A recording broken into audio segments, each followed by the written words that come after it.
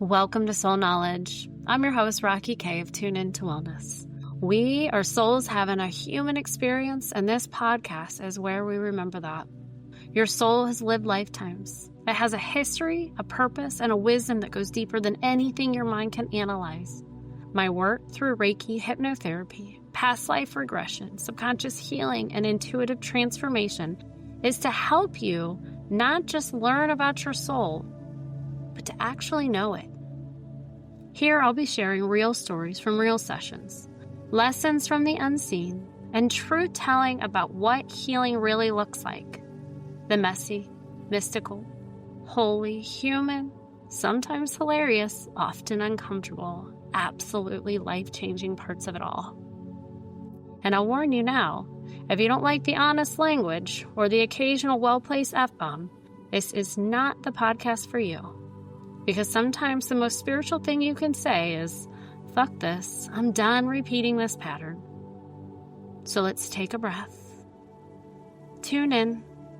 Let go of what you think you know. And let's drop into the wisdom your soul's been trying to give you all along. Welcome home.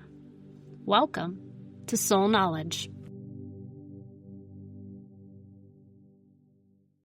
Hello and welcome back to the Soul Knowledge Podcast. Today we have a really special guest, my buddy Leo. I'm going to put his last name in the show notes because I'm not for sure how I'm going to let him pronounce that because I am the type of human that might butcher that and I don't like to do that. So Leo today, he is a marketing expert, but he's also a certified habit coach. And really his big goal in life is to make the world a better place.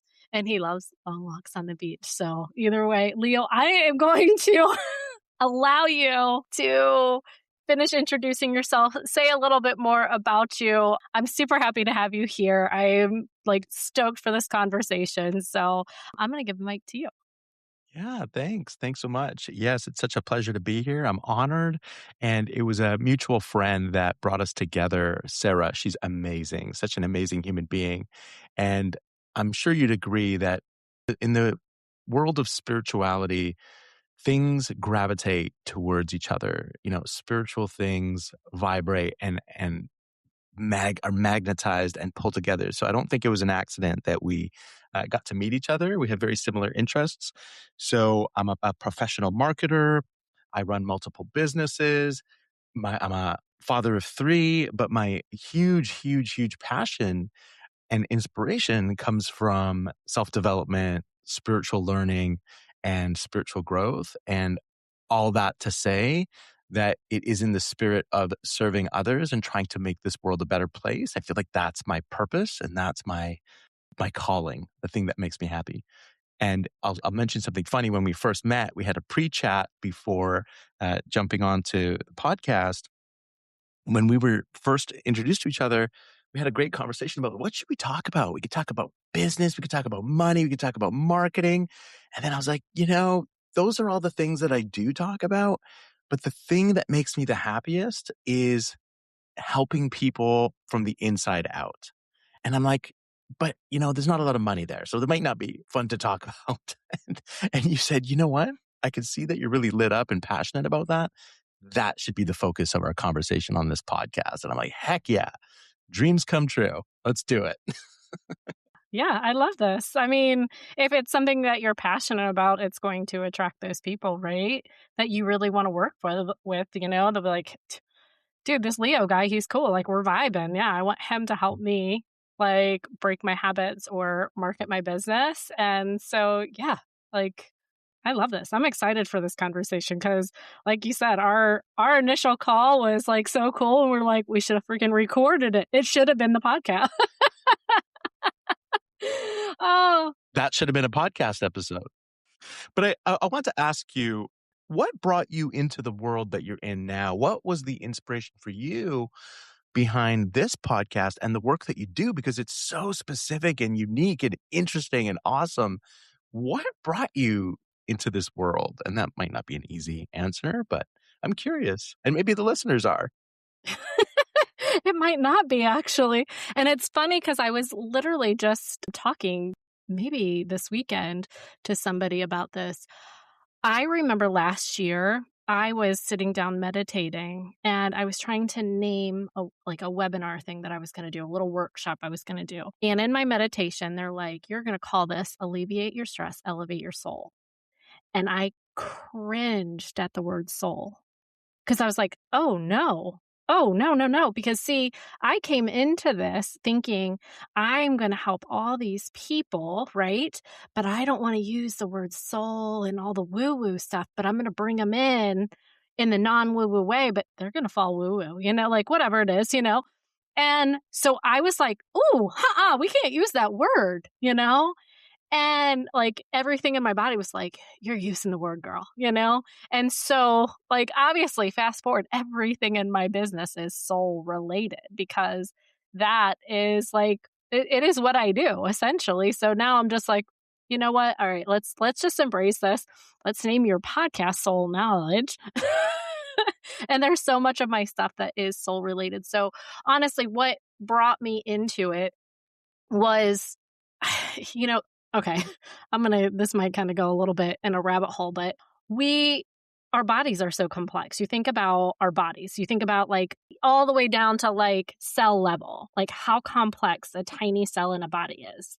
And our whole bodies are just made up of all different types of cells, right? And then you think about our life. And if we think we just came in here, we were born one day, and then we're going to die one day, and then we're just going to go to heaven or hell. Okay, let's just be like, really, like, let's just keep this here. We're just going to go to heaven or hell, and that's it. Like, here it is. And then that's it. We're done. Like, for me, that's never sat. Like, really? You really think our bodies are that complex down to the tiniest detail that, like, that's it? Nah, there's so much more. And it's probably about 15 years ago, I did my first past life regression. And I didn't even know this was like a thing, right? So, Could you explain to me, like I'm 5, what is a past life regression? okay, I'm happy to explain to you. So a past life regression is just like hypnosis. So I put you into a really nice, deep, relaxed state. Like it takes me 15 or more minutes to get somebody into a nice, relaxed state. Hey, that's the state I'm in right now. It's been 15 minutes. Okay, working. Let's keep going. There we go. You're very relaxed, and I take you back to a past life. Like I'll walk you in, and you're fully conscious. So like we're talking like you and I are talking right now. Your eyes are closed. And then I walk you into a past life, and then you can see where it is. A lot of times in past lives, when people go into them, there is some sort of theme. There is something that is happening in that life that pertains to your life here. So there's so many things in past lives that play out in our current lives, and we can learn so much from past lives and how it's impacting this life. So did that explain it? And if I'm understanding that correctly, because when I was listening to one of your episodes the other night, very interesting episode about stalking. Highly recommend everyone check it out if you get a chance in this podcast. But would you try to wrap my mind a little bit around that past life? Because I've heard a few friends speak of that as well. Could that be influenced by the spiritual journey of our ancestors before us and the rollover or the domino effect that has on our soul journey? Absolutely. And then I want to riff more on the soul topic because it's such a loaded word. There's words in history, in human history. I'm in marketing, so I pay a lot of attention to words. God, religion, shark, soul. These are words that have so much meaning and story behind them. And one of the things I love that about our previous conversation and the convo we'll have today is your open-mindedness around these words.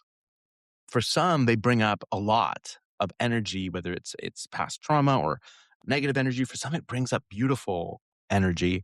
But your open-mindedness towards different words makes, I think, communication flow so much better, not having any blockers up for certain words. Like I had a very similar type of blocker towards the word soul as well growing up.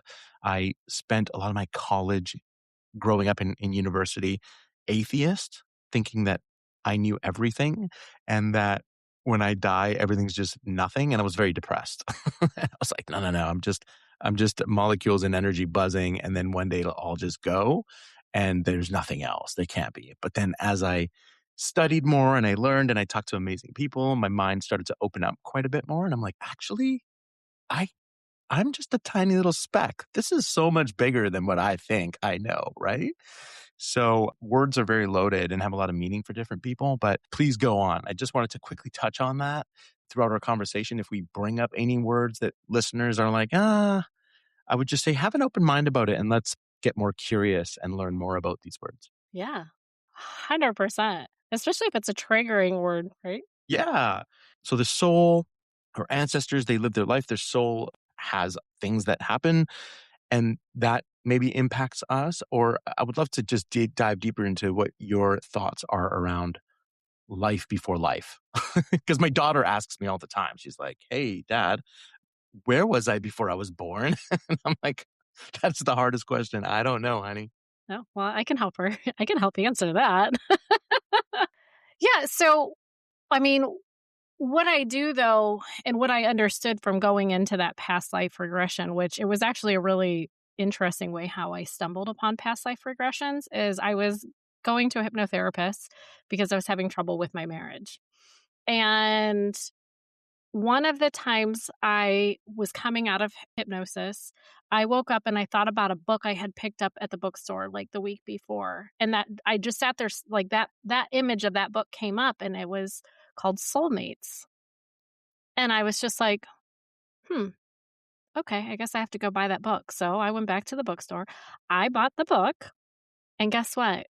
It was written by a hypnotherapist, and it was talking about past life regressions. I had 0 idea. I had no idea. And so I started reading the book and I text my hypnotherapist and I was like, "Hey, have you ever done a past life regression?" And she was like, "Actually, I thought you would just naturally go into one." And I was just like, "Could we intentionally go into one?" And she's like, "Yeah, 100%." And so we did. And that was the first time. And when I came out of that first past life regression, though, I was just like, I just got an overactive imagination. I didn't believe a thing about it. So when we really get down to who I am, I'm a very science-based person.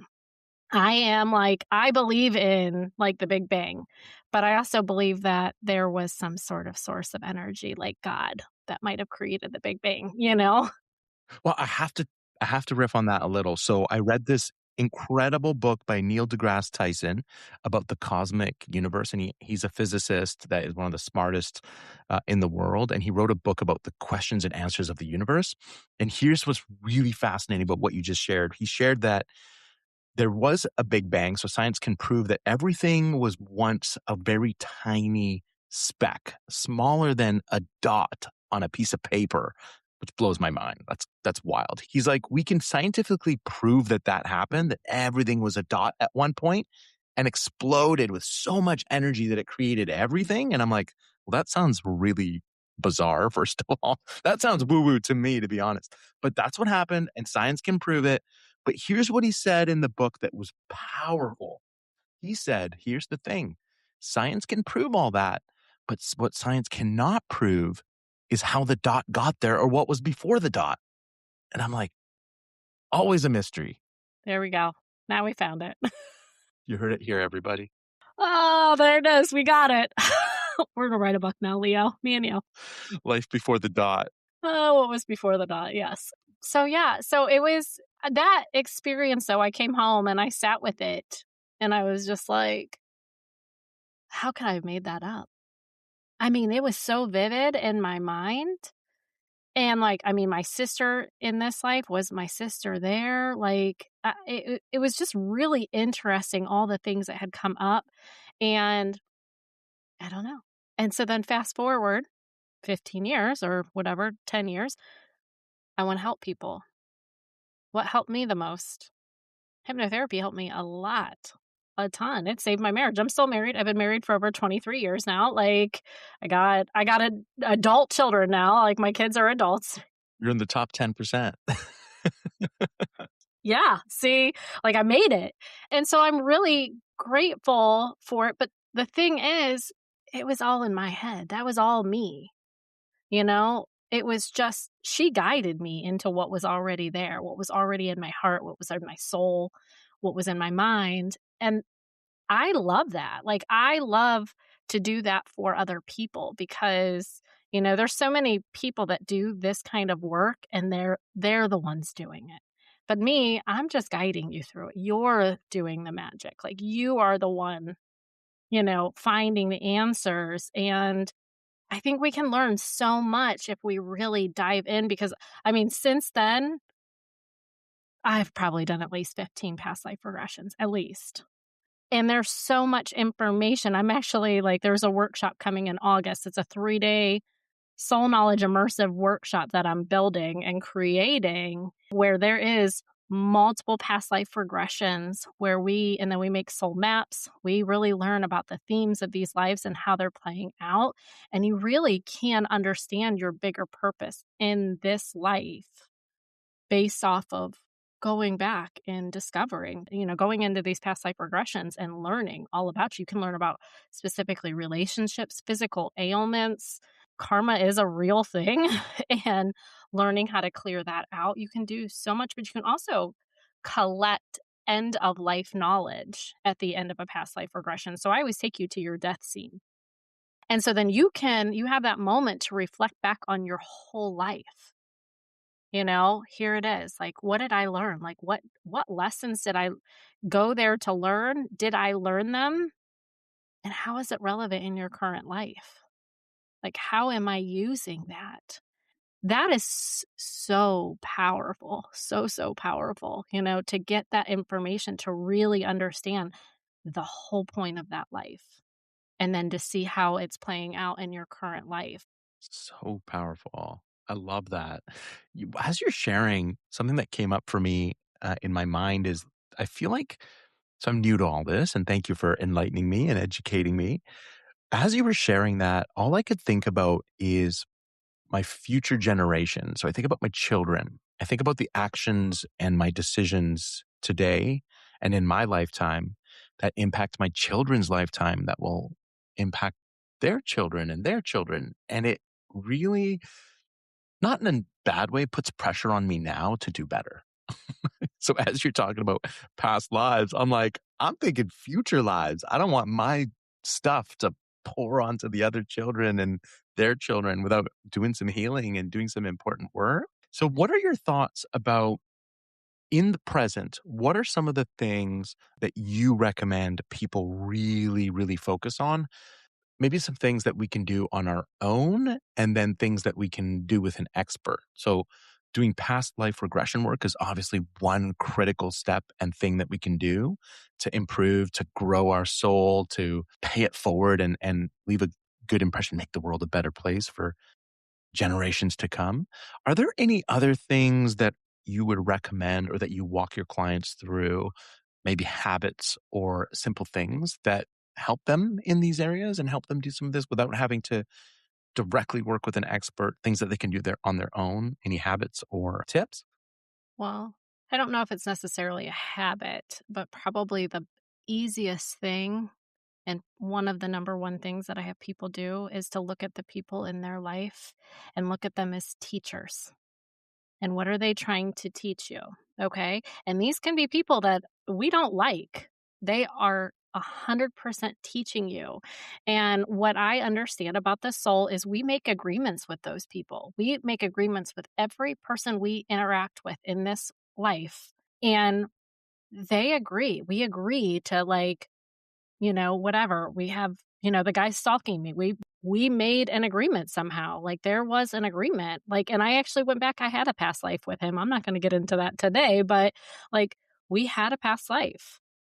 And so we have a connection. There is a soul connection there, but he was teaching me something. But honestly, he was here to help me clear the ancestral lineage. We made that agreement for him to help me. So if I can look at him like he was a teacher and he helped me, it really clears a lot of that negative emotion and negative feeling. But if we can do that to anybody in our life, but you like, and now you were talking about your children, right? My kids are two of my biggest teachers. Like, and I remember my oldest, so she's 20 years old now. I remember holding her when she was a newborn baby, and I remember like, "Dude, this girl is gonna teach me some shit in this life," and she has. She has. That girl has challenged me and pushed so much of what I believe in fundamentally, and I'm like and I'm so grateful for it because she has been a part of my expansion. But if I can look at all my people in my life, or you can go through all the people in your life and look at them as a teacher, like, what are they trying to teach me?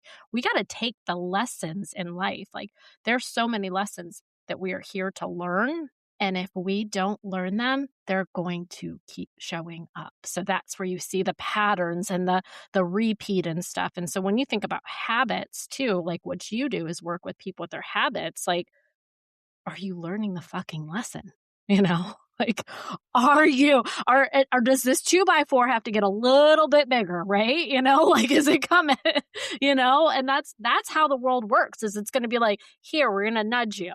And then we're going to nudge you a little bit more. Hey, we're going to take a 2-hand shove here. Now here's the 2x4. And if you still don't get it with the 2x4, I mean, I don't know what you want me to say. It's going to hurt, you know? So Yeah. That is so powerful, and it's so it as you were sharing that, I was thinking of, when you're trying to pull into a Costco parking lot and then somebody takes your spot and you just wanna, like, you know, you just get so angry, and there's this old Buddhist saying, holding on to anger is like holding onto a hot stone that you intend to throw at somebody, and the longer you hold on to it, it just burns you. And and I love what you shared because it so quickly reframes and allows you to let go of the hot stone that, like, eats at you, right? And forgive and, like, let go and learn from it. Such a powerful reframe. yeah. Or drive faster into that parking spot, Leo. Jesus. Learn the lesson. Zip. I also want to add one tip that has worked for me onto that, and that was such a beautiful share. Thank you for that. That also reminds me of a tip that I practice as a daily practice. I was doing it this morning with this cup of coffee, is gratitude, just relishing, going deep into gratitude, even for the little things. And I found this really interesting phenomenon that happened. I had a really difficult call with a client last night that just got through. I'm a patient man, but it got through everything in me. And I just got so erupted and angry inside. And I instantly reframed it, the things that were frustrating me, to gratitude for that person. And it's impossible for anger and these really difficult emotions and gratitude to live together.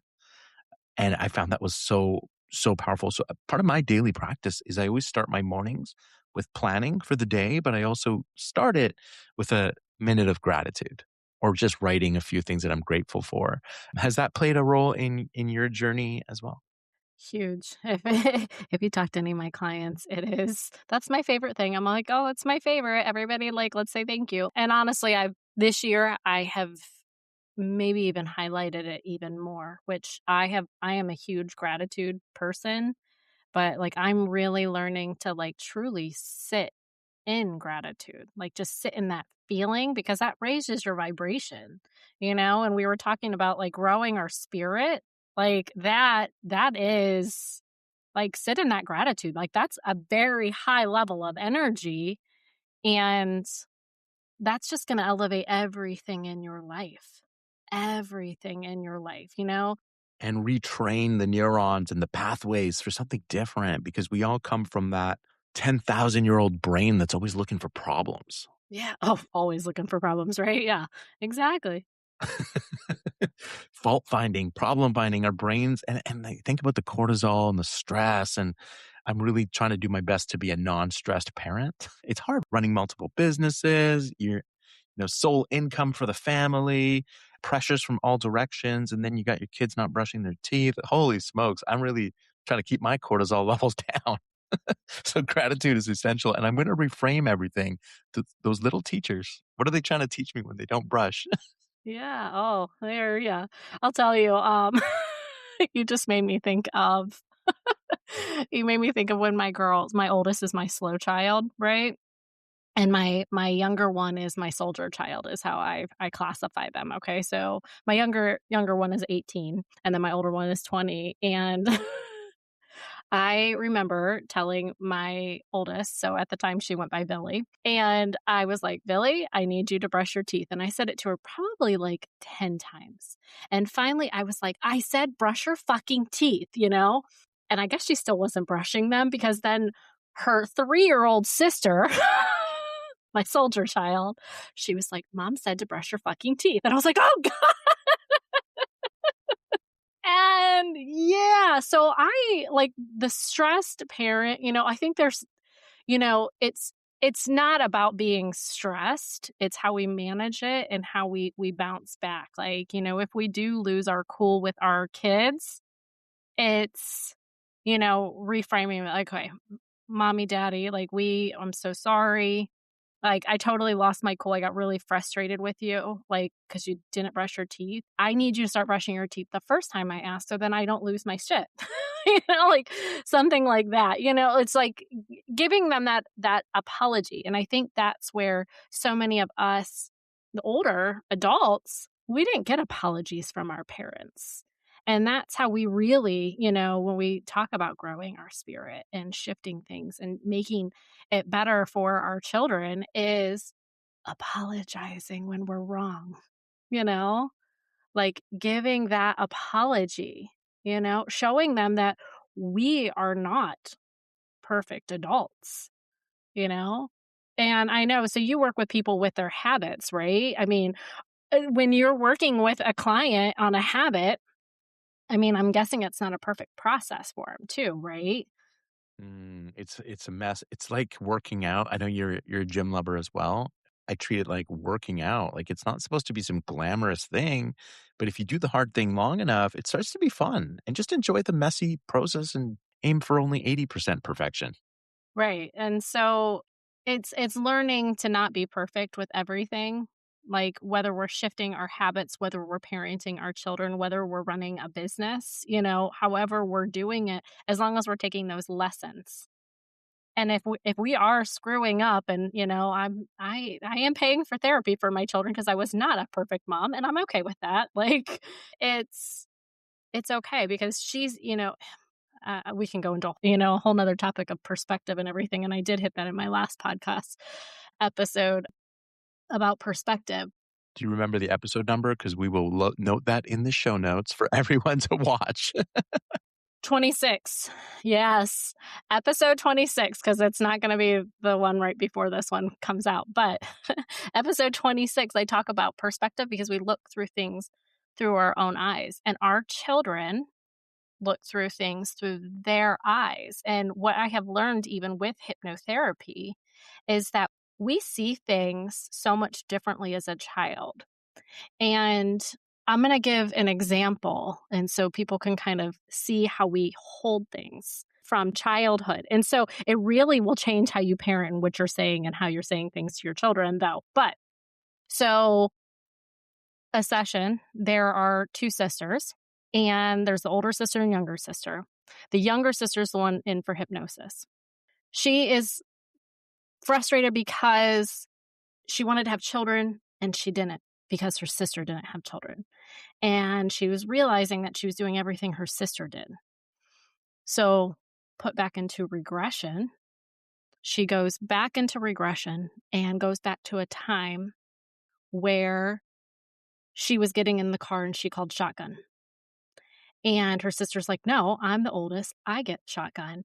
And the mom was like, "Yes, she gets it. She gets to go first because she's the oldest." That girl locked in that she goes after her sister. So what happened is how she held that on. Okay, so like as an adult, we're like, okay, that wouldn't really do anything. But as a child, she went to the same college as her sister. She didn't get married until after her sister. Her sister decided not to have children, so she didn't have children. She went into the same like field of everything. Like she did everything her sister did because she held on to it that she had to, her sister went first and then you could follow your sister and get in, like It was wild, just, like, one little thing like that, which as an adult, we're like, "Ah," you know? But it's the same thing. I mean, I have multiple examples of things that you go back to as a child. I mean, I had somebody go back in vitro, and they could hear a conversation between their parents, and they held on to that conversation because they were arguing about money. And so when I went back to their limiting beliefs about money, it was in vitro. They weren't even born, but they held that. And so it's words are so powerful. Like they're so powerful. And these people, so yeah, I mean, as a mom, I didn't know that at the time, but I definitely told my children, like, I don't want cookie cutters. I'm like, you are really awesome. You're amazing. I don't care what anybody says. And I'll tell you what, I have two of the most confident children in the world. They're almost like it almost like comes off as arrogant. And I'm like, and I don't even care. And I'm like, good. Go tell everybody you're better than them. I don't even care. Like, I love that they are so confident. Like, there's papers that came back, like, I kept them because, and it says, who is the best person in the world or who do you love the most? And my daughter put me. She loves herself the most. Like, I love me the most. Like, and when I tell her, like, when I say I love you to her now as an 18-year-old, she's like, I love me too. And I'm like, Oh, okay. I need to know your secret because that's something I'm struggling with my 8-year-old son. He just turned 8, and his negative self-talk is so wild. And I'm just curious, how do you foster something like that in a youngin, in a child? But also, I think I know where you're going to go with it. Is you got to change your own self-talk out loud. Like the parents are the role models, right? And so do you have any habits or tips or secret sauce on how you helped your children get that way? oh my gosh, I don't know if I actually did anything intentionally besides just So maybe were you just a role model of like that is something that you I mean, 100%, like, and I kept telling, like, even, like, with how I take care of my body and the things I do, I was just like my husband would get frustrated with, like, one of ours that didn't, and I was just like, "Just keep doing what we're doing, and she will follow." right? Because they say children don't listen, they see. Yeah, and so it's always model. Like, if you want your kids to do something, then do it yourself. Do it yourself for sure. And be like, so even maybe if you get like a little negative or angry, be like, oh gosh, let's sit here and think about this and maybe have a conversation with them about it. Be like, oh, I just did that. And that actually is not true about myself. Like, I'm actually really a great guy. Like, I'm amazing. I'm funny and, likable. And Rocky likes me. So, sure, like, everybody should surely like me, right? Like, I'm recording that and sending it to them. Yeah. You guys heard it here. Rocky likes Leo. It's fine. Yeah. Yeah, I mean, and so it's shifting that around. Like they kids are so smart, and I guarantee that your kids are probably highly intuitive. Oh yeah, it's wild, scary. And they listen very selectively. Yeah, they're not even you don't even have to say anything. They already know it, you know? Cuz my girls are really intuitive. Like they know what's going on. I don't have to say a damn word. And I'm sure it's true for you with your children. Like, these kids are coming out so in touch and so much more intelligent and evolved than us. And so, That's so true. And I want to touch on that a little bit more because many books I read, I can't remember the titles, but they really spoke about children being like the rawest spiritual energy, creative geniuses, right? Like just no limit and just everything is a possibility and getting down there and eating worms, whatever it is, like everything is a possibility. It's wild. There's so much to learn from that raw creative energy that's unfiltered, unhinged. yeah. Well, I mean, and that's why I do a lot of what I do. Like, it's playing, being a kid. As an adult, like, play, have fun. Like, go, get in the dirt, right? Or whatever it is. So it's healing for us, to go and play and go back into our childhood favorites. So I mean, I don't know if you've seen any of like my girls' night outs that I do. Like, I put sheets and fairy lights all over my office, And, like, we do crafts and we sit around and talk. Like, it's my favorite night, but it, like, started for like, I had a playful soul theme, and it, like, catapulted my girls' night out, so I've just done it every time since. Amazing.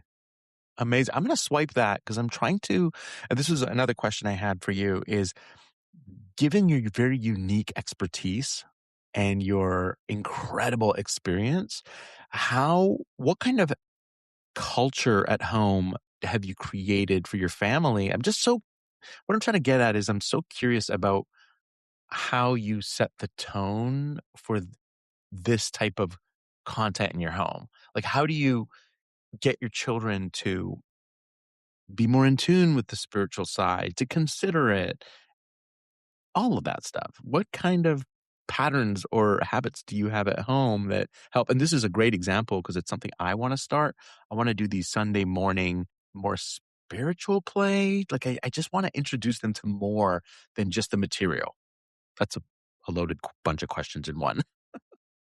Yeah, that is, but so I really have not raised my children to be super spiritual people. They did get, like, their first communion and stuff in the Catholic Church because my mother-in-law requested it, and I'm happy to oblige. It gave them some CCD, like, they got to learn, and I think it's really good to have some sort of spiritual foundation.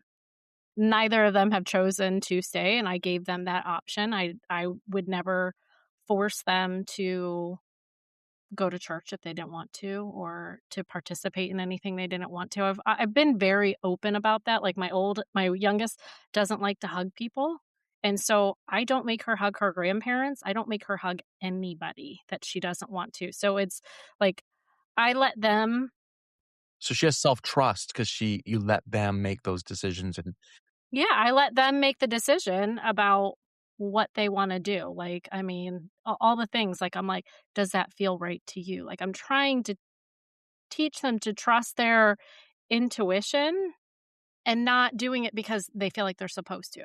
Like, I don't want my girls to do things out of obligation. I want them to do things because they want to.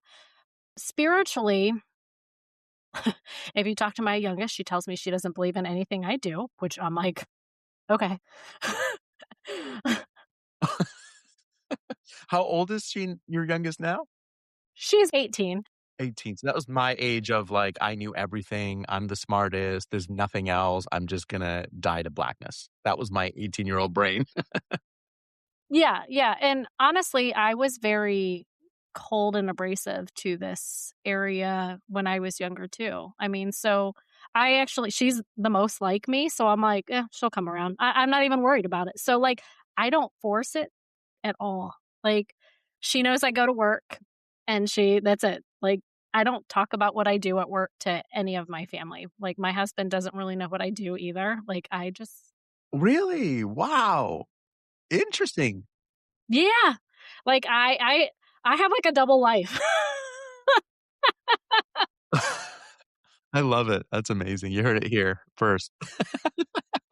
So, I don't know if he's ever listened to a single podcast, so it's just but for me, like, it doesn't bother me at all. Right, because you're on your journey and you have your Yeah, because it is about me, and that's where I wanna make sure that my girls are honoring their journey. Like, and so my oldest, she definitely believes a lot more. She's has a lot of information tucked in that brain of hers. Like, she's very like, high level intelligence. And so if I get into a conversation about any of this, like, she just, like, barfs out all sorts of stuff, and I'm like, "Whoa, what are you talking about?" And, like, I have to, like, look up stuff she's talking about. She is very, very in tuned with a lot of woo-woo. If you get into different types of souls, like, you get into, like, the Palladians and different worlds, and, like, I'm talking mermaids, aliens, all that like, she knows a lot. She likes has, like, little herbs and stuff, like, witchy kinda spell things and stuff, and, like, I'm just kinda like, I don't know what she's little witch in training.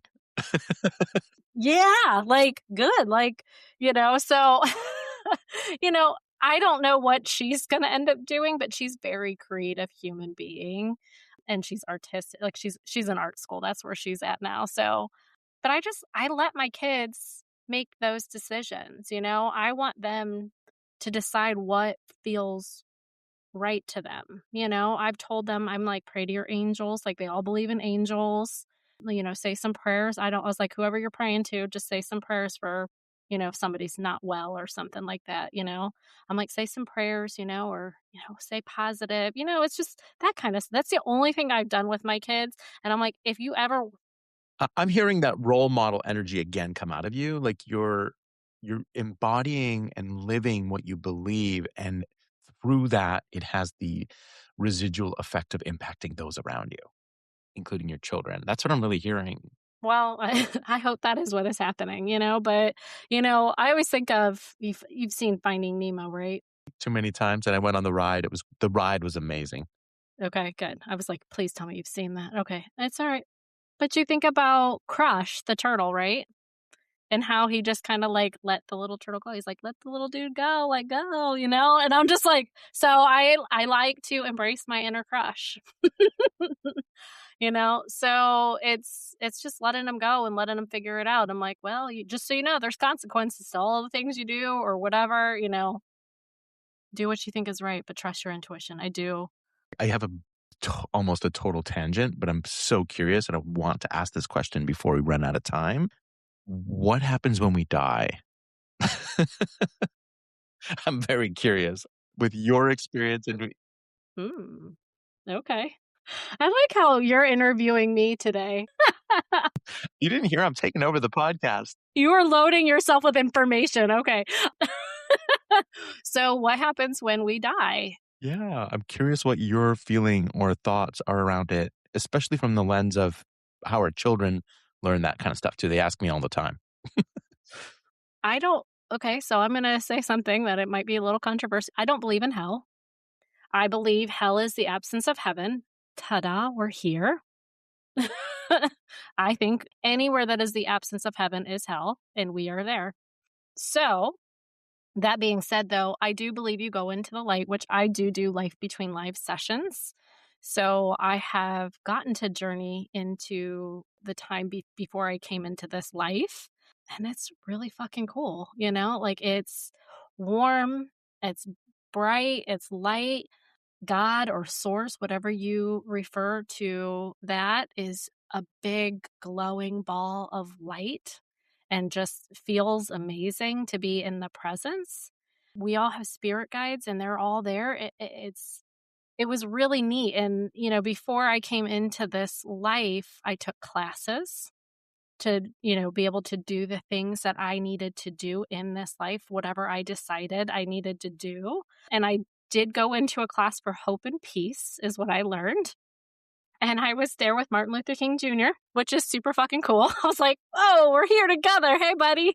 He has actually come into a lot of my Reiki sessions, helping me in sessions. And I think that's, to me, like the first time he came in, I was like, what the hell is happening here? And what, whoa, you know, and this is before I did the life between lives.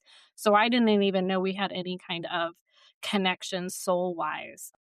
It's so interesting that you're sharing that because part of what I've learned about, spirituality, the soul, this idea of heaven, and again, coming from a atheistic background, right? So I came from a background of not believing in anything other than what I could see and touch with my senses. That was kind of my growing up. But something that I learned that you just touched on that was it just had an aha for me and I got chills was the interconnectedness of everything, not just physical, but spiritual, the interconnections, which probably spans the universe and beyond anything we can imagine. But when you have these experiences that you're sharing with me, and somebody who's maybe more atheistic might say, what the heck is she talking about? It makes sense to me because the lives we live, here's something that to preface this. I heard a saying once that I believe in that we are spiritual beings going through a human experience. We're not flesh and bone. This is a vehicle that's moving something else that I can't explain. Lord knows what that is. The soul, call it what you want. But if that is true, and I love that idea, then whatever is in the cage that is before time in the cage and after time in the cage, no doubt they're interconnected. You used a word, I forget what the word was, but used, I think, spiritual teachers or guides, I think you said, Guides, yep. right? It's this limitless energy that can be intertwined and influence and inspire everything that's beyond the senses of what humans can experience physically. I just thought that was really neat. So that was just a aha I got as you were sharing. Yeah, so I mean, they're always there. Like, we are never alone. Like, and I think that's a really powerful piece of some of the stuff that I do is that we're not alone and that we are being guided. And, when you really learn how to like tune in and connect, you can get all of that help. You can get all of the answers to everything. And it's a matter of sitting down in meditation, And when you say you help people with like breaking habits, like you can use those spiritual beings to help you on those journey. That is so interesting. Yeah, my brain's just on fire right now because everything that you're talking about has just activated. It's like all the puzzles were there in my mind and you're just putting them together and I'm just so grateful for it. So here's something really cool. You said tune in and connect. My limited understanding of the soul is that it's a lot like an antenna that can either pick up signals very strongly or be diluted and weak and not pick up much at all. And when that happens, what I found for myself and a lot of the clients that I work with is when the antenna is weak, we tend to almost like turn into mindless zombies that just consume everything in its path. Like we go really, really primal and animalistic as the antenna gets weaker or the soul light dims, however you want to imagine it. But some of the things that you're sharing with the work that you're doing and some of what you shared today really emphasizes the importance of strengthening the antenna, tuning in and connecting so that we can have that energy and inspiration that we might not be able to quantify tangibly influence us, empower us, make our lives better, make the world better. So I'm just really, really interested in that idea of tuning in and connecting. And in my mind, it's literally strengthening the antenna, strengthening the soul so we could be more receptive and transcend and be at a higher vibration, if that makes sense. What are some tips or suggestions around somebody who wants to be more able to tune and connect? Do you have any? I know you said sitting meditation. Are there any other activities? One that comes to my mind is like time in nature. Are there any other activities that help us tune in and connect a little bit better and strengthen that? 100%. So, episode 2 of my podcast is a tune in meditation. I believe actually episode 3 is a list of things to help just, find that mindful, connect to that mindfulness. So mindfulness would be a vehicle for that experience. Yeah. Yeah, mindfulness and that's just really it's getting those moments of quiet. So, my favorite is one, the shower meditation, because I know we're all busy people. So I like to find things that actually take zero time out of our day. And the shower meditation is you just get in there and you feel the water falling on your skin. I'll even imagine that it's washing away the shit, like there it is, it's going down the drain. Anything that no longer serves me, anybody else's energy that's on me, clearing that. But also, when you're doing that and you're feeling the water on your skin, you're present, you know? And that's being mindful. When you get present, then you're not doing those animalistic things like you're saying, right? Going primal.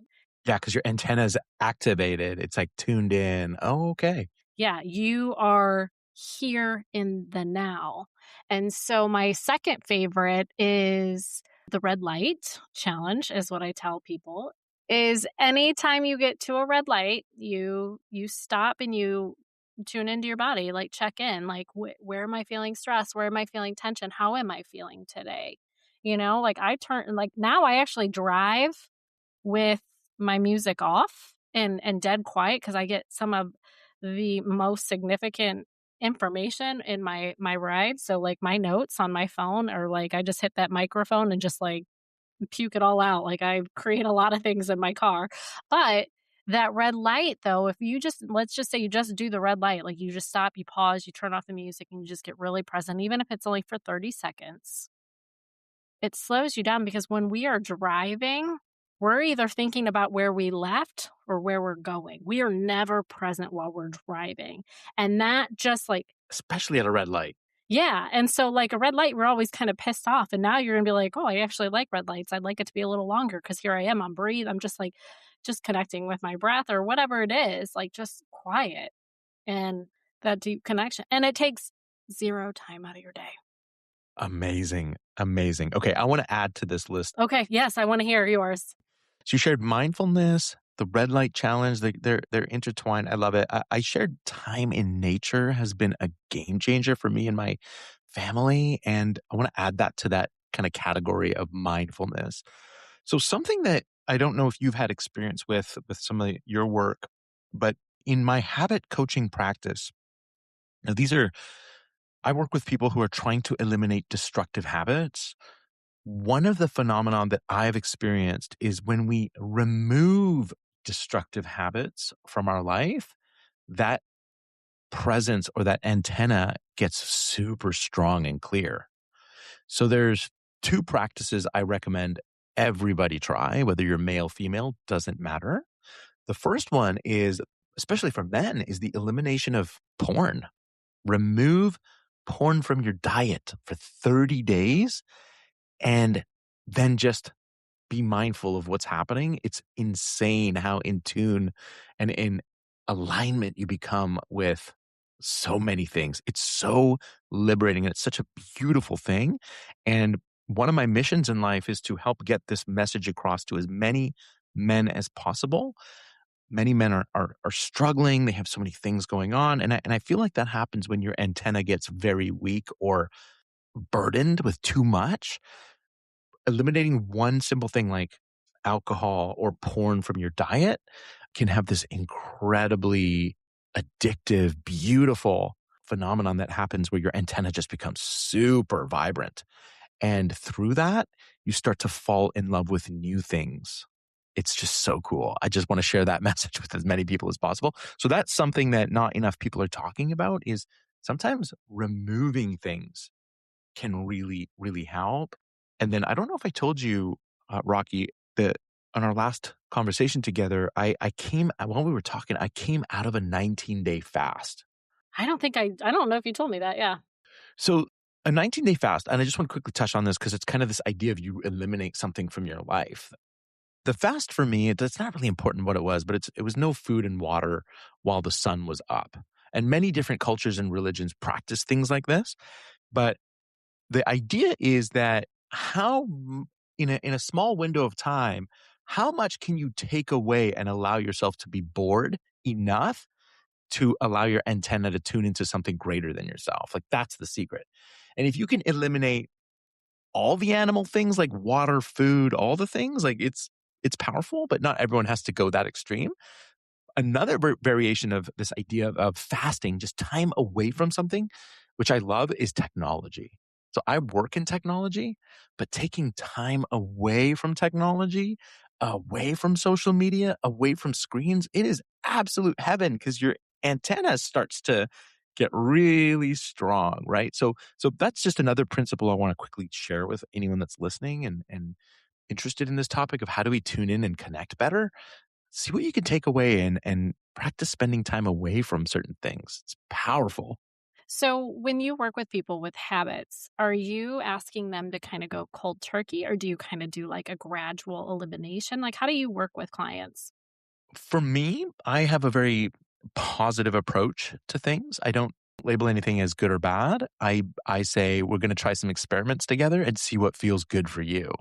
And 99.999% of the time they do a certain activity and they're like, "Whoa, I feel amazing. I haven't had alcohol in 14 days and now I'm going to the gym and I'm replacing that with all these other things." I'm like, so that's your answer. It's not that alcohol was good or bad. It's that try something, try to eliminate something and see what happens. So my approach is a very positive approach to things.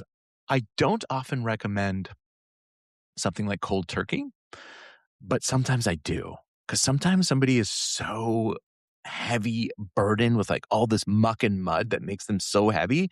And I'm like, you just need like a 7-day or a 30-day break just to see what's possible. If you've never had that in your whole life, try 7 days, 3 days. I always recommend kind of a closer to 30 days for maximum impact. Try it out and just, I want you to experience the contrast of life before and life after. So I find that 30-day window of clarity and I don't use the word sober, I use the word clarity. So I find 30 days of clarity is where you could feel the most contrast between the two worlds of before and after.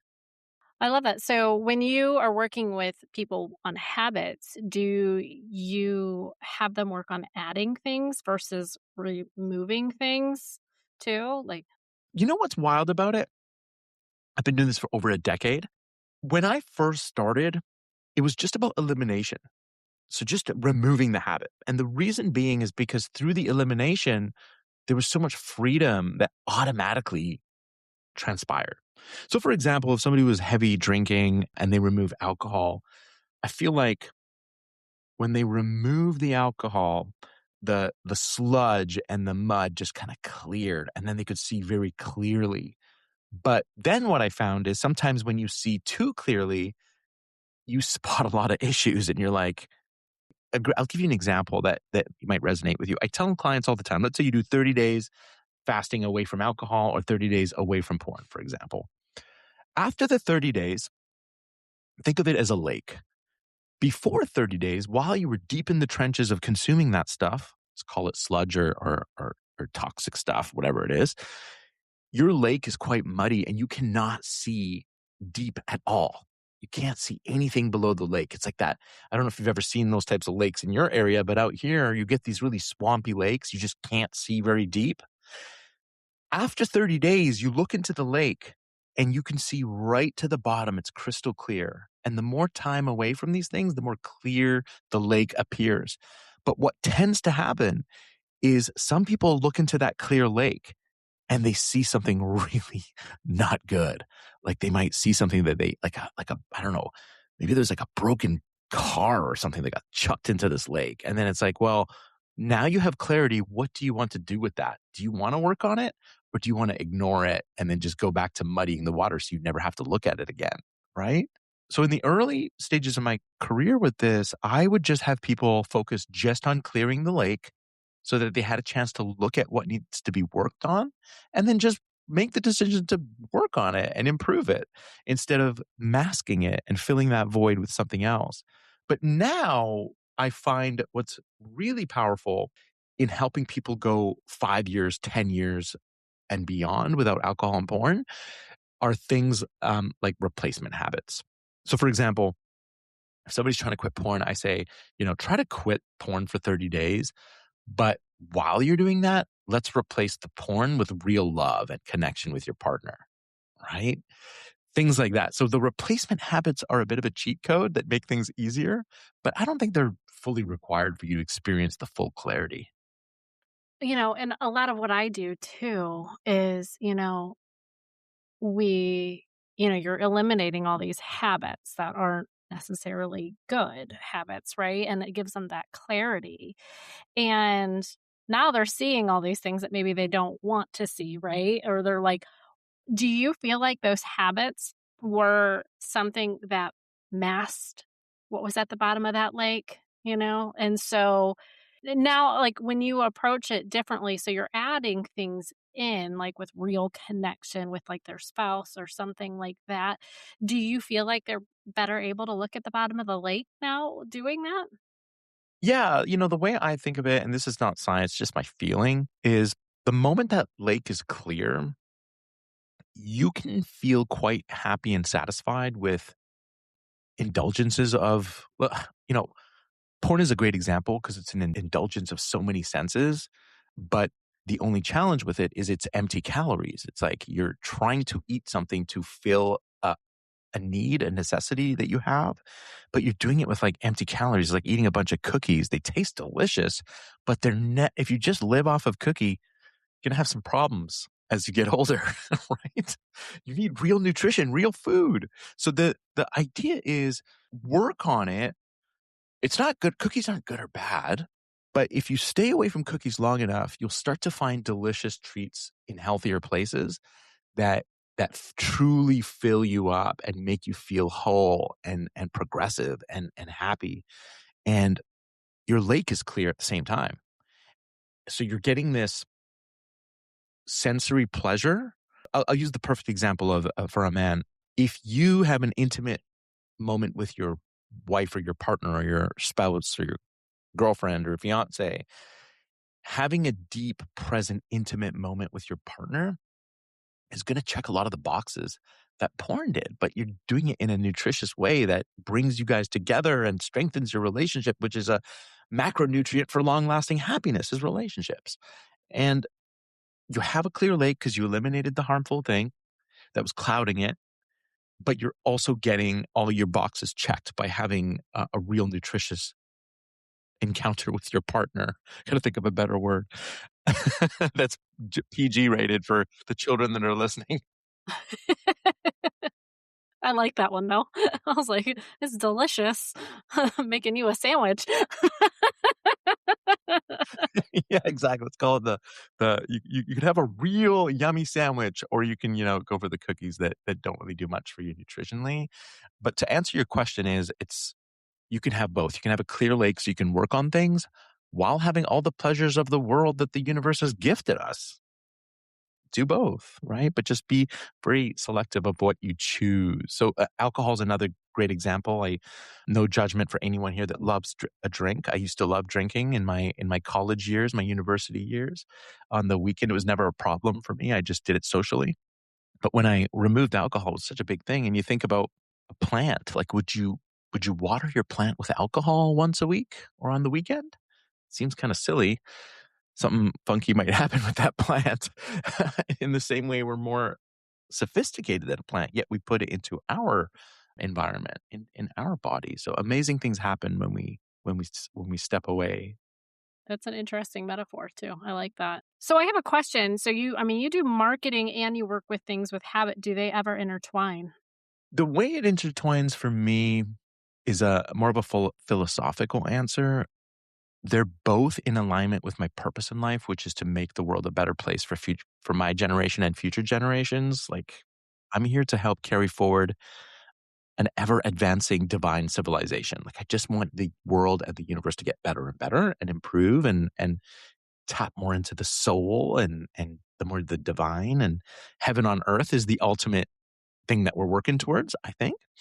And they're connected in the way that they're both in the spirit of service. So marketing to me is the ability to clearly communicate your ideas and your vision and the way you want to impact the planet. So if I invent something really beautiful like a clean energy car, marketing to me is being able to take that to the world and help more people appreciate that and use that. And how that connects with my coaching practice is, man, marketing is like a lifestyle. It's a life skill like woodworking. When you have that skill, it just drips into everything you do. So with coaching, it's a product. We're taking people through a transformation. The way marketing influences that is it helps me package things and helps me deploy it and get it to the masses in a way that's really effective. Yeah, I love that. I love that. So, yeah, absolutely. Yeah. They're so intertwined, right? And I never thought of that before. I always thought of them as two separate fields, but they're so interconnected. It's almost like, when you go to the gym and you get healthy and you say, well, how does working out help with your ability to do hypnosis or your work, your career? You can't, in the beginning, they're two separate worlds, but then you find they're actually the same. As you get healthier and you work on your thing, your ability to perform improves, right? Same with marketing, and my world of coaching is like, I always thought of them as separate, but now they're so together. So marketing should be prerequisite for everybody. Better writing, better communication, everything, right? Yeah, you are the center of both of them. So, yeah, and it's you walking in your purpose. So, All right. So that is going to come to our final question that I have for you. If okay, and actually before we get to that, could you share like how people can reach out to you or, The best way is through Instagram. And all you have to type in is 1000 life lessons, the number 1000 life lessons. You'll find me on Instagram. That's the best way to connect with me. I share a lot of different parts of my life there, and it has all the links and connections to anybody that wants to work on habits or they want to work on business. It's all in one place there. That's the place I'm most active. I love that. 1,000 life connections, is that what you said? Or like lessons, sorry. Ooh, I should change it to connections. I like that. Makes me think of the game of How Many Degrees to Kevin Bacon. Have you ever played that game, like the 7 degrees? No, what is that? You play we used to play it, like, in amusement park lines at Cedar Point in Ohio, if you've ever been. But we would play like, we would name an actor or actress, and then we had to connect them with other people that they were in movies to get to a movie that somebody played with Kevin Bacon in the movie, and so it was like 7 Degrees to Kevin Bacon. That's so funny. I'm going to tell you a little secret. You are 1 degree away from Ryan Gosling because I went to school with Ryan Gosling, elementary school. Oh, yes! Look at that! So I went to school with Ryan. So you are 1 degree away. Is that how it works? And his new movie's awesome. Go check it out. Oh, I know, I'm gonna have to. Because the character in it is named Rocky, which is one of my favorite names. Oh, seriously? That's why I told you, I'm like, is your real name Rocky on your driver's license? That's my favorite name. I love the boxer Rocky, but I also love this new character Rocky that Ryan Gosling interacts with. It's so great. It's an alien. It's an alien, even better. That what better person to have my name, right? I know. I was like, he maybe he's like a secret fan of me, and so he's like, I want to use her name, and I was like, yeah, okay, Put that in the show notes with all that, because who knows? Maybe in a Google search it'll show up and he'll listen. yeah, like, hey Ryan, you got a shout out here. Remember Leo from school, man? Oh, okay. Is there anything else that you want to share with the people listening before I get to this final question? No, I think that covers everything. I think one theme that I love about getting to spend time with you in this short little time that we've had together and the previous chat we had is, again, this idea of curiosity is a virtue that I get from you. Open mind, curiosity. It's awesome. It's just such a beautiful little takeaway that I hope I can embody in my life. And I'm getting this from you. You're the teacher. Like I'm getting that signal from you is this idea of staying curious, staying playful. And I hope listeners take that away as well from this episode or from future episodes with you, because it's a virtue you really shine. I'm really getting as my signal, my antenna is really tuning into that. I love that. Yeah, I'm happy you're picking that one up. So good. Take that one and run. All right. So, our final question that I ask everybody: what is one moment in your journey when you truly tuned in and you realized your soul was guiding you? I would have to say during this happens to me every time I do my 19-day fast. So I do every year before spring, I do this 19-day fast, and it's the complete detoxification and removal of all physical things that I am addicted to. And it's this space of suffering in a good way that really just makes my antenna highly tuned. And one of the experiences I had very clearly this year as I was doing it was the idea that no matter what happens, there is a creator or a higher source that has our back. And I think there was an author that wrote a book, The Universe Has Your Back, but I literally experienced that. Oh, yeah. Gabby Bernstein. I love it. That one, that was it. I literally experienced that during my fast because I was hungry and I was agitated and I was tired and my clients were driving me nuts and I just didn't want to work. And then my kids were just driving me nuts. And then I had this moment of like just serenity, peace, and bliss, just leaning into this idea that there was a greater orchestrator of everything. And I just felt so full and refilled by that energy. And I was like, whoa, I'm tapping into something. Could have also been ketosis, but I was tapping into something that felt phenomenal and like so divine and spiritual. And I just leaned into it. And I'm like, no matter what happens in life, I'm always going to be okay. And I just flipped the abundance switch. And I just felt awesome and I felt great. And I'm like, that's the reason why this practice has been taught for thousands of years for humans to do, because it gives you those little aha moments that there's something so much more than this, right?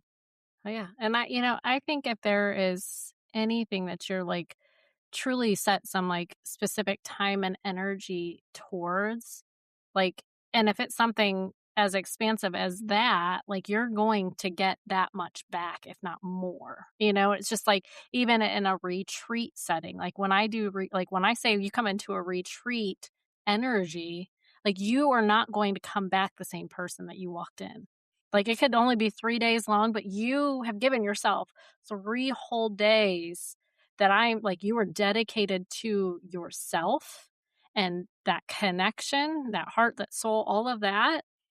You're not going to come back the same person. And that's what I really love about like doing retreats. One, because two, it's the same thing for me, even though I'm the one leading it. Like it's very expansive on my side of it. And then like my soul knowledge workshop that's coming up, like it's going to have retreat vibes. Like it's not a stay the night kind of thing, but it is retreat vibes and it is very intense. I love it. And is that in person? Yes, yeah, it's here in Virginia Beach. Oh, so fun. I miss in person stuff. Yeah, so yeah, I know. I love in-person stuff, and so I do most everything in person now, so Interesting. I got to add to that really quick. I think it's important because I spend so much of my life. I'm in a small town in Canada where what you shared about how your kids and partner have no idea what you even do. Like that is my life to a T. But I live in a small community where people are just like, it's like a logger, trucker community. This digital frontier is very different. I spend a lot of time on Zoom and meetings, but something I learned recently that was so powerful, face to face contact and eye contact in human experience, like in person, taps into that 10,000-year-old brain and that ancestral energy that came around sitting by a fire and telling stories face to face with people. Our brains release so many beautiful hormones and chemicals by having face to face with human beings. And after the pandemic, we lost that a little bit and Zoom became very popular. And I do all my meetings on Zoom. But what I want to share that might be helpful to a listener and maybe to you as you're doing your retreat, they say that 22 seconds of eye contact can release a lot of oxytocin face to face. You can't get it through Zoom, so we're not getting it right now. But if we were face to face and we did 22 seconds of eye contact, we release copious amounts of oxytocin. And this has been measured. And there's like a Harvard study on this I could hunt down and share. But here's the really cool part that I think you love, Rocky. Women release 3 times more oxytocin than men during a 22-second eye contact exchange. So a little secret that I've learned that I'm practicing with my partner that I've been terrible at, I'll listen to my partner for days, but I'll never look her in the eyes. So one of the practices I'm trying to do now as a challenge is when she's talking to me, I need to just look into her eyes and I don't have to say anything, just listen and try to count 22 seconds of eye contact. And women get it 3 times more oxytocin released during eye contact than men. So men, if you're listening and tuned in, please look your woman in the eyes. And then when you're going into a retreat, like soak that up, that chemical release. all right, I might make my husband listen to this one. Just fast forward to the end, babe. So enjoy the retreat and the face to face. I'm so jealous. Yeah, that's amazing. Yeah, yeah. Well, you can come down. I mean, Where do you live again? Virginia Beach, Virginia. You had me at beach. Yeah, see? Beach. Bring the kids. Leave them in the hotel. They're like, guys, I'm gonna go get hypnotized for a while. So cool. Does hypnosis work on children?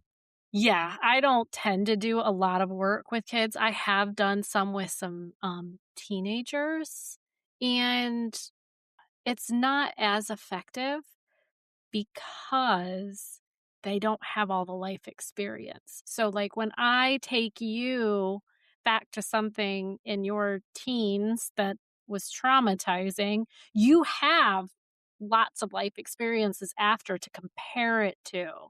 They don't, you know? Like, I had someone at one point, like, they had just broken up with, you know, significant other for, like, a year and a half or whatever, but, like, this is a college age student, right? And the upset, all the feelings hurt, heartbroken, and I asked them if they wanted to get rid of it, and they said no, and I was just like, "Okay." I mean, I've had multiple people say no, they don't wanna get rid of stuff, and I'm like, "Okay, well, then I can't make you."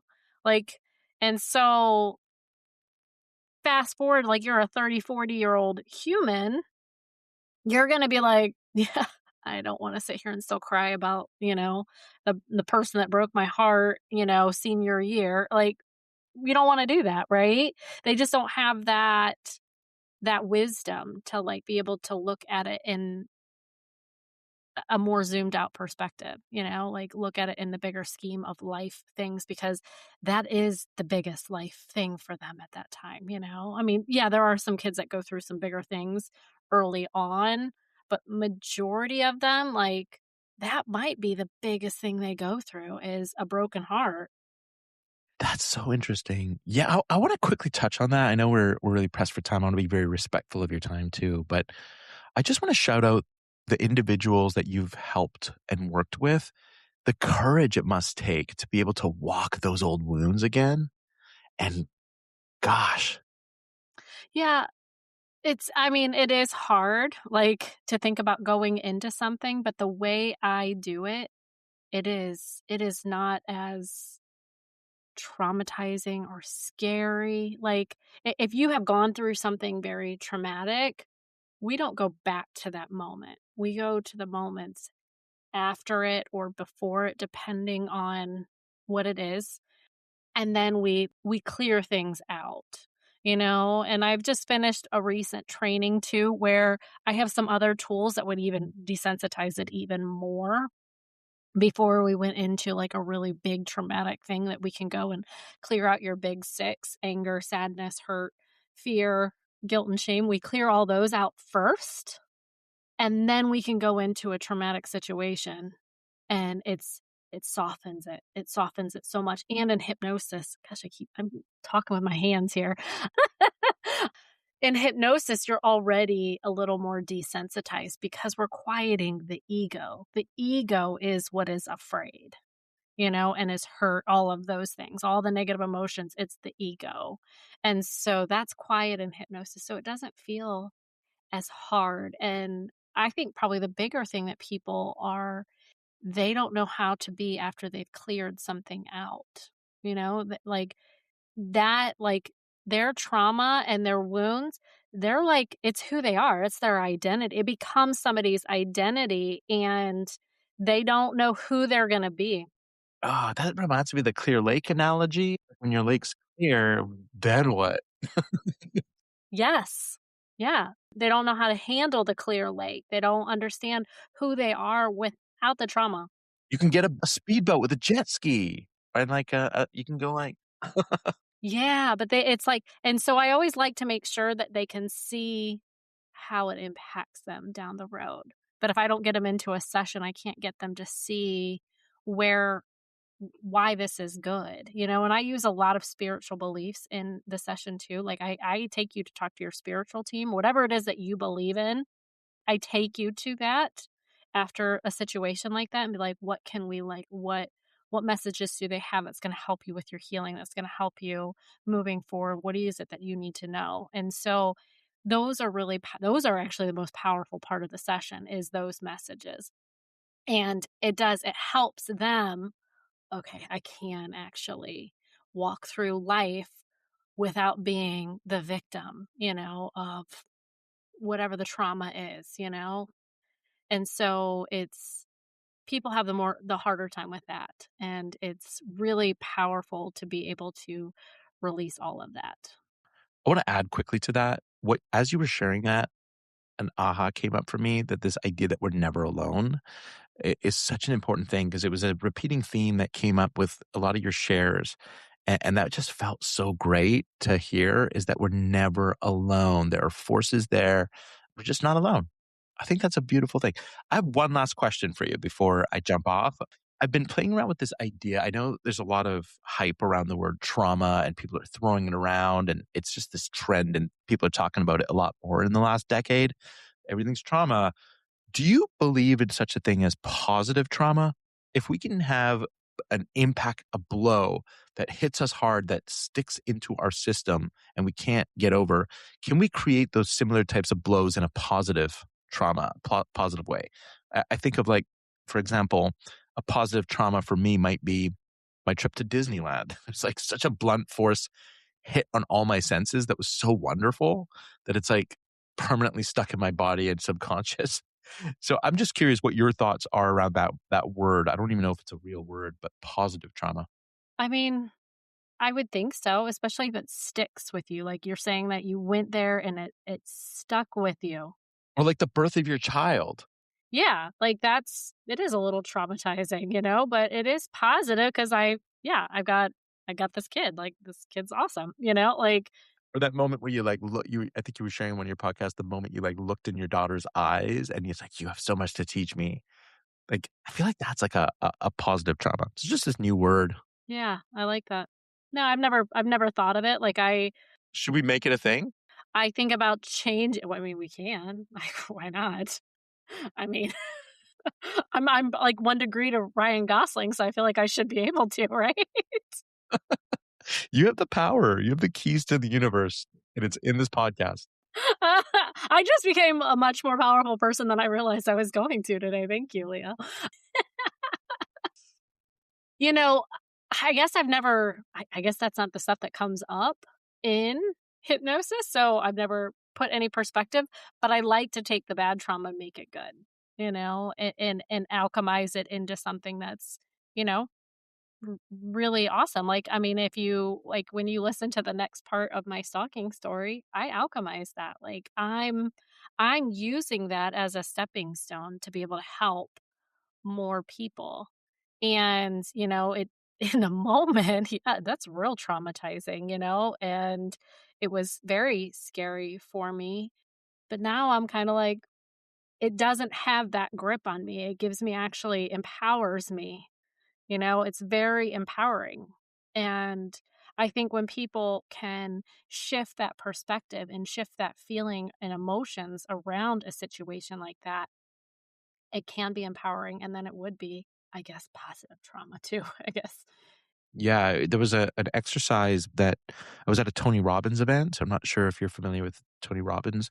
He had this exercise he would do where he'd put you in this trance. It was almost like a hypnosis for like 15 minutes with good music and just like he would have you ruminate and play these movies in your mind of like your best memory with your child, your best this, your best, and you just keep, he had you grab these memories and like put them into your heart. And he was just like layering and stacking these positive, and it just, while he was doing that, I'm like, these are all like, this is like positive trauma reinforcement. I love that idea.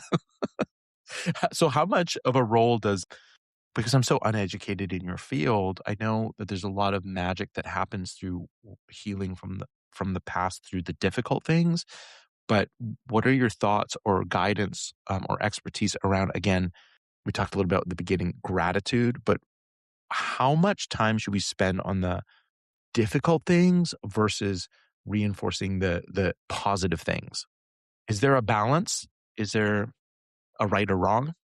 I think everybody's going to be different. I can't sit there and say that, you know, everybody needs to spend 45 minutes doing this and 15 minutes. You know, I can't say that because You don't have the pie chart? No.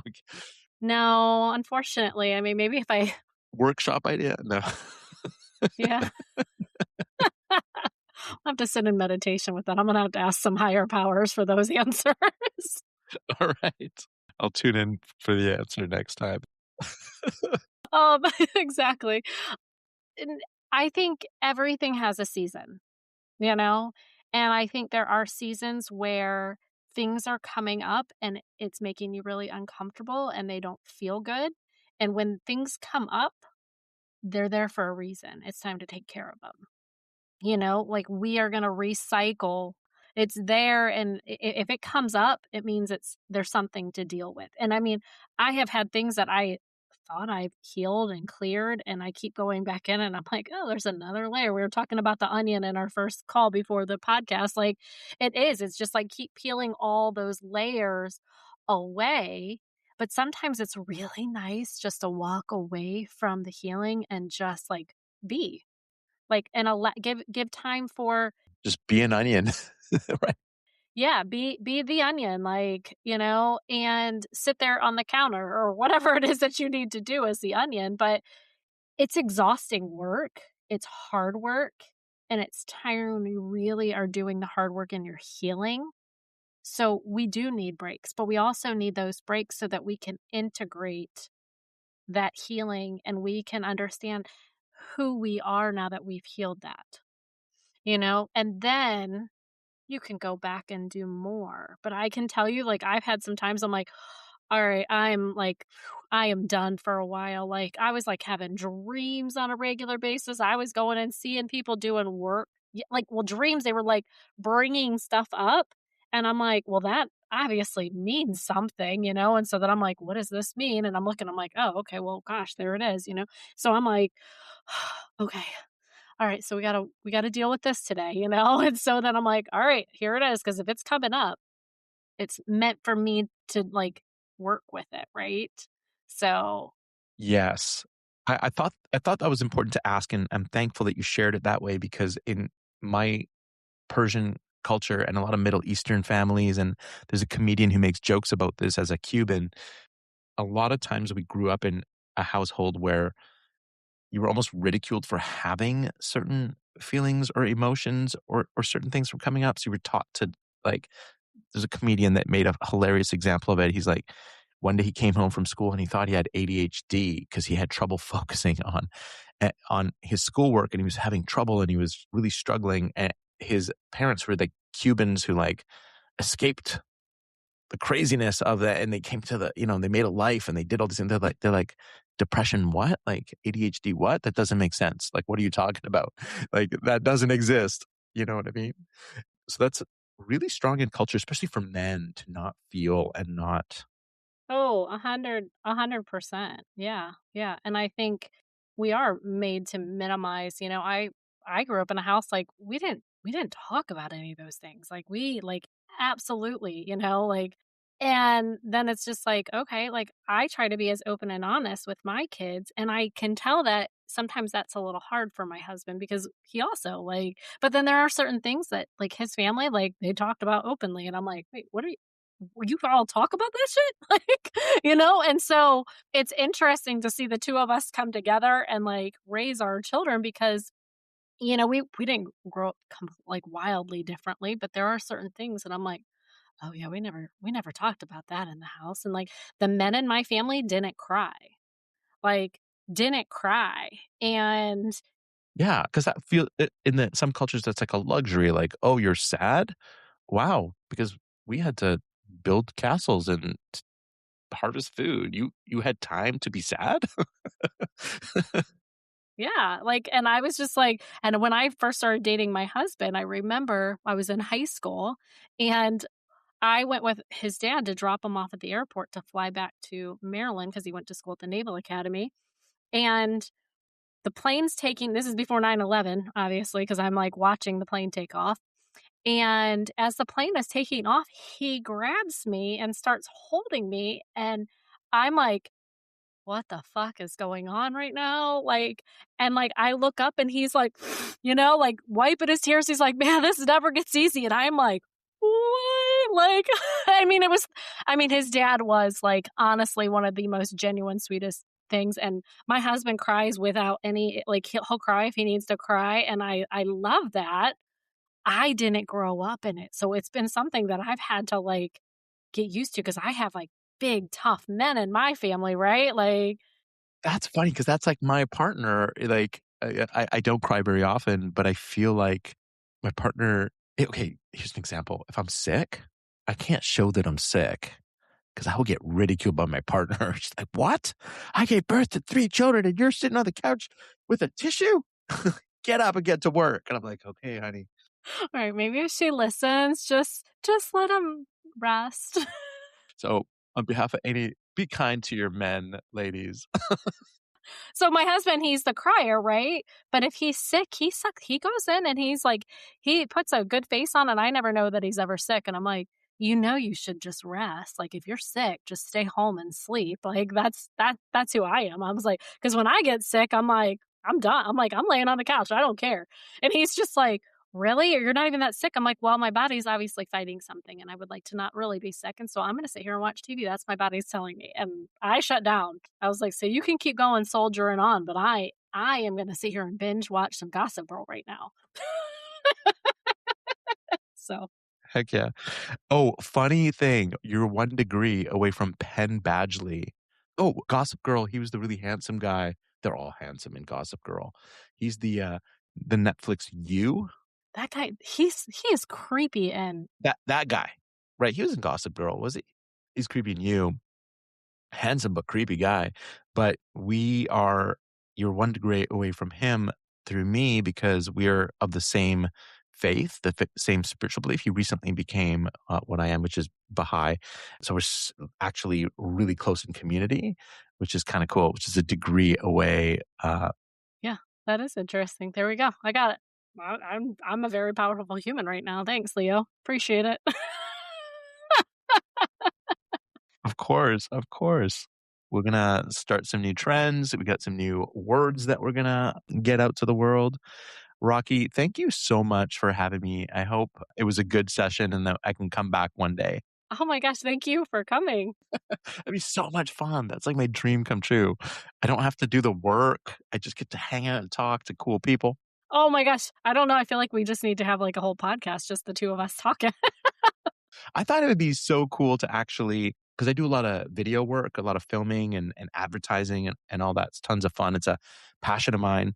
I thought it'd be so cool to do the same kind of podcast idea, but you fly and have in-person conversations recorded, like in-person podcast, like mobile. That's like a bucket dream of mine. I just don't want to do the work. It would be so fun. Just hand it over to the editor, I guess. Yeah. We just get to talk and hang out. Yeah, that would be fun. That's the dream. Travel around the world, hang out with beautiful souls like yourself, and just have conversations. Yeah. Beautiful. I think that's half the problem with our dreams, right? Yeah. You know what? We're just going to manifest it. Someone's going to do this for you, and it's just going to happen. Okay. Sounds good. Yeah, that's it. All right. It's going to happen, Leo. It might be 10 years, but it's going to happen. Okay. You're hearing it first here on Soul Knowledge Podcast. Amazing. Amazing. So follow me on Instagram in case I release one of those episodes 10 years from now. You'll be the first to hear about it. Just follow my journey. 100%. I'm going to get tagged. Be like, manifested from Rocky's podcast. I like this. Yeah, I'm so excited. All right. Well, Leo, I adore talking to you. Like, this is so fun, and you're such a good soul, and I hope to God that we meet each other in person someday. So I'm so grateful for Sarah for connecting the two of us. And we'll have to wait for part 2 of our show, huh? Sounds good. Sounds good. Let's do it. Let's circle back. I'm into it. All right. Yes, I would love that. All right. Thank you, Leo. I appreciate you. And this is the Soul Knowledge Podcast. And check the show notes for all the information of how to follow and reach out to Leo for any help or services that he offers. Thank you for tuning in and for doing this work, not just for yourself, but for everyone connected to you. If this episode stirred something in you, trust that. Share it, leave a review, send it to someone whose soul needs it. Your voice and your ripple matter. And if you're ready to go deeper, to explore your past lives, heal your patterns, reconnect to your soul, or work with me one-on-one, head over to tuneintowellness.com or connect with me on Instagram. Until next time, Trust what you feel, honor what you know, and remember, your soul already has the answers. Be bold, be light, be you. I'll see you next time on Soul Knowledge.